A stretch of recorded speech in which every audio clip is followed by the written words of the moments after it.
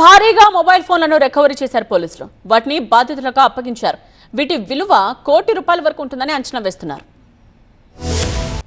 తిరుపతిలో మొబైల్స్ దొంగతనానికి గురైన లేదా పోగొట్టుకున్న బాధితులకు మేమున్నామని భరోసా ఇస్తున్నారు. తాజాగా ₹1,00,00,000 విలువైన 500 మొబైల్ ఫోన్లను రికవరీ చేశారు తిరుపతి జిల్లా పోలీసులు. 14వ విడతలో 1,00,00,000 విలువైన ఫోన్లు రికవరీ చేసి బాధితులకు అప్పగించారు. ఈ CIR పోర్టల్ ద్వారా బాధితులకు మొబైల్ ఫోన్లు అందించారు. ఇప్పటిదాకా 4,785 మొబైల్ ఫోన్లు రికవరీ చేశారు తిరుపతి జిల్లా పోలీసులు. CIR సేవలపై ప్రజలకు అవగాహన కల్పించాలన్నారు తిరుపతి జిల్లా ఎస్పీ సుబ్బారాయుడు. మొబైల్స్ రికవరీలో ప్రతిభ కనబరిచిన సైబర్ క్రైమ్ సిబ్బందిని అభినందించారు.